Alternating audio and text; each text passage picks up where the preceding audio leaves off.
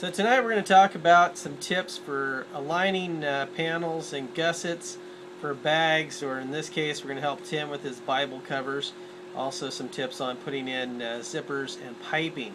So to start with, we're going to start with the zippers, and we're going to use a coiled nylon loop zipper tape, and we're going to show how to do it. First, I've got here some pieces already pre-cut. You have to make sure that if you're doing a gusset with a zipper that you know the overall width of the piece, and you're going to have to deduct for rolling the edge and the width of the zipper tape. So if for example your width is 6 inches wide, you will definitely need to cut your strips far less than 3 inches. But just to give you the tip of sewing it, we're going to go ahead and glue and roll each edge on each side of the zipper. You can thin and skive these if you like to lay them down flatter. It depends on how thick and heavy your leather is that you're working with. In this case, I'm just going to roll it and go. I always like to hammer this flat, work all the air out of the glue.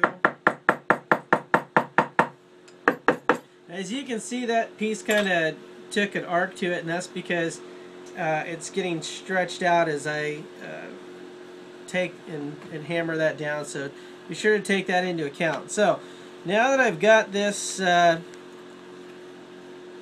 rolled over, we can easily place it alongside the coil tape if we want the coil exposed, or we line the roll up with the center of the teeth in the tape.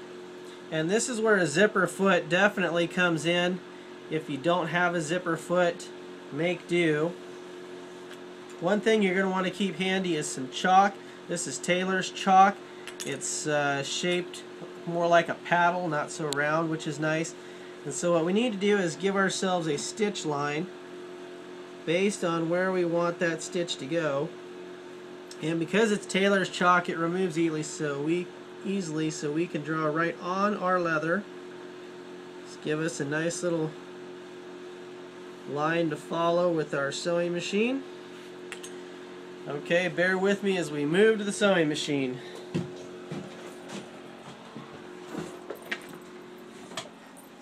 Okay, now in this case I'm using a standard presser foot with my artisan machine, so I don't have left or right. So I'm going to keep the foot off to the left of the center of the zipper tape, and I've got my fold lined right up with the center of the tape. And I'm just going to sew right on my line that I have. Now things are going to move a little bit, and that's okay, just as long as they don't get way off course. The key here is to just hold it as best you can as you sew.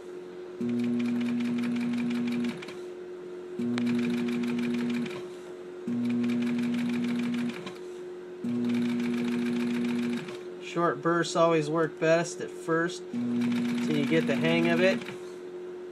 Once you've got the hang of it, you just let her rip. Always back tack. Now, when we're putting a gusset in something and we are using zipper tape, that means we have no stops at the end of our tape. We either have to put them in and they're metal little stops, or we have to use a piece of material. One thing we always want is extra tape beyond the ends of our panels. And usually I like to get at least a good inch to 1.25 inches beyond, just to be safe. And then we'll come back and we'll sew a cross piece that will actually be the end in our stop. Now, as you can see, we stitched away from the edge of this, so it allows the zipper pull to work underneath it, and this will create a bit of a dust cover. So let's go back over here and we'll put a zipper pull in. Now to start the pull, we need to split the tape a little bit. Weaver sells a jig for this, which makes it easier, but you can do it by hand. And this pull is slightly bigger than the tape itself, so it'll slide easy. Say we're using a number 4 coil tape, you'd want to use a number 4 or 5 pull. You always want to put them on going with in a forward motion That's just why we have to split the tape. You feed a piece of tape down each side of the pull, and as best you can, keep them even coming out. Now, it'll take a little bit to do to get it started at first, because you're gonna have to pinch both sides of the tape and work the pull on. But once you have it, the pull will start to feed, and you can simply run it down the tape just like so. Now, if you mess up, just go clean off the other side, because even if they're completely separated, you still can come back and start again with your zipper tape, and the zipper will actually zip it closed for you as it comes back out the other side. And sometimes it will be necessary to separate our panels so that we can do all the stitching and sewing that we need to do. Okay, now we're going to move on to some tips on putting piping in. And the first thing we're going to do is we're always going to be working inside out. So everything will be turned to the inside that is going to be the finished outside. And one of the biggest things we need to do is always mark our panels with corresponding notches so that we know where halfway points are, center points. And they're just small little triangular notches, not very big, but just so that we know that when we put our two pieces together, the notches line up. This also works well on clothing, and this will also let us know if it shifts at all while we're sewing gussets into our panels, because it gives us something to work with for alignment. Now, a tip about sewing gussets in, you always give yourself a bit of a seam allowance, ½ inch, ¼ inch, whatever you prefer. The common is a ½ inch. And we'll mark that on here with our chalk.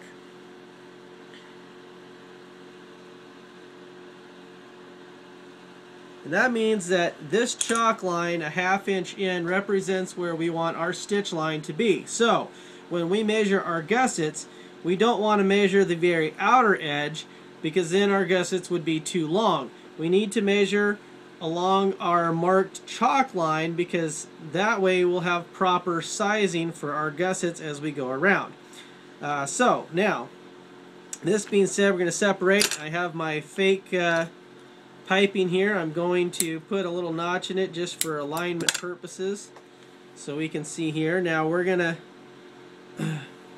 put our piping in facing away from the edge. We want the rounded piping to go away from the cut edge. So we're going to line its cut edges up with the cut edge here. Now we're going to put our other panel back on top. Then what we would do is we'd come in and we'd sew right along the back side of the piping.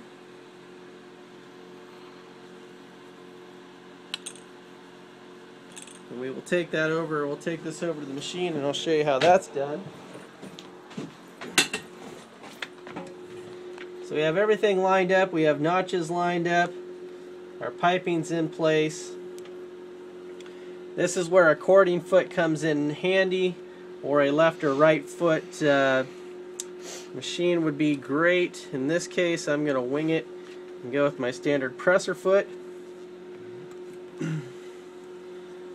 Again, make sure everything is lined up. You can use a little glue if you have allowed yourself the availability to do so. If not, I recommend getting some of the spring-loaded office clips to put on here and just hold your pieces together while you work it. Remove them as you sew.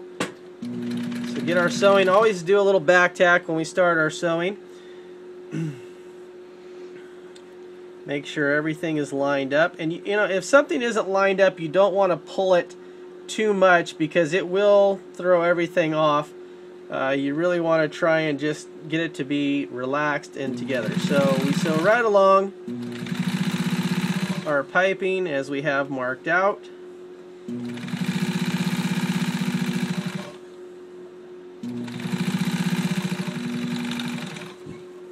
Just like that. As with all tailoring, you will always trim this excess off to help the seam lay down. But then when you open it up, there you have it. Piping in the seam, and of course the closer that you stitch to the piping, this is why the piping feet are extremely important. The tighter this will all fit together and look nice. In this case, you know, it's just for demonstration, so it sticks out a little bit. But that's what it would look like once we turn it right side out with piping. Notches are critical, and you can see here why they're critical. We're off. Look at that. Our piping notches are different than our seam notches, and you will find out at the end of the run when your piping strip ends up a little bit too short from what it was supposed to be.